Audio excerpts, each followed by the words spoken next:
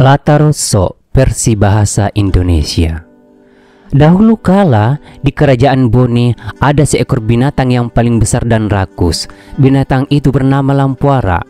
Lampuara artinya rakus. Karena rakusnya binatang itu, setiap orang atau setiap binatang yang lewat di depannya terus diisap dan sekaligus dimasukkan ke dalam perutnya.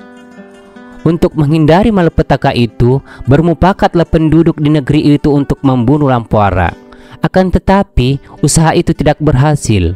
Akhirnya, penduduk berikhtiar akan menyampaikan masalah tersebut kepada Arum Mampu, yaitu suatu pemerintahan yang berada di bawah kerajaan Bone. Setelah Arum Mampu mendengar laporan penduduk tentang bahaya Lampuara, ia melaporkan masalahnya kepada Raja Bone. Setelah laporan Arum Mampu didengar oleh Raja Bone, terus dikeluarkan perintah untuk mengumpulkan semua orang berani di Bone, yaitu inam pengasuh, pengawal kerajaan, dan pasigajang. Bertita raja di muka orang banyak, barang siapa yang berani membunuh seekor binatang yang bernama Lampuara yang tinggal di daerah Mampu akan diberi hadiah sepetak sawah yang dapat menghasilkan 500 ikat padi.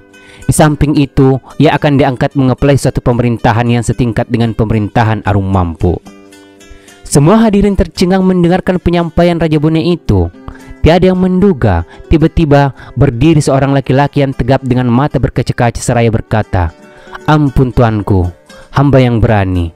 Tetapi ada permohonan hamba, yaitu seekor kuda yang paling cepat, sebilah pedang yang paling tajam yang dapat mencukur bulu betis.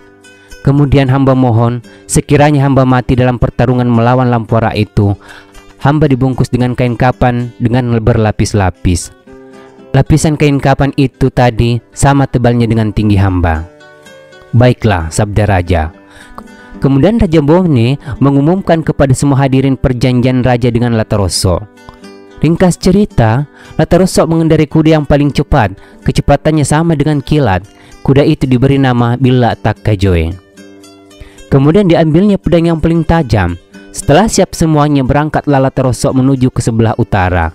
Tidak begitu lama, ia sampai di suatu kampung bernama Ajalireng. Dari sini, ia berbelok ke sebelah kanan menuju tempat persembunyian Lampuara, yaitu sebuah gunung yang bernama Bulu Garutu. Semakin dekat persembunyian binatang itu, Latarosso tambah memacu kudanya. Sekejap mata tibalah Latarosso di tempat persembunyian Lampuara. Kuda tumpang Latarosso semakin cepat larinya menuju binatang itu. Tiba-tiba, Billa Takkajoe melompati Lampuara. Bersamaan dengan itu, Latarosso memotong leher Lampuara itu. Karena tajamnya pedang Latarosso, leher Lampuara terus terpotong berpisah dengan badannya. Anehnya, kepala Lampuara itu memburu Latarosso. Ketika Latarosso dapat diburu oleh Lampuara, direnggutlah nyawanya bersama dengan kudanya. Akhirnya, matilah ketiganya di tempat itu. Tersiarlah kabar dalam kampung bahwa Latarosso meninggal bersama kudanya. Adapun Lampuara juga mampus di tempat itu. Ketika Latarosso hendak dikebumikan, mayatnya hanya dibungkus dengan daun pisang. Pada pembungkus terakhir baru dibungkus dengan kain kapan. Berarti tidak sesuai dengan perjanjian dengan Raja Bone. Kejadian itu tidak diketahui oleh Raja Bone, sebab pelaksanaan penguburan itu dipercayakan kepada bawahannya. Roh Latarosso menyesali kejadian tersebut. Akhirnya daun pisanglah atau batang pisang yang kena sumpahnya.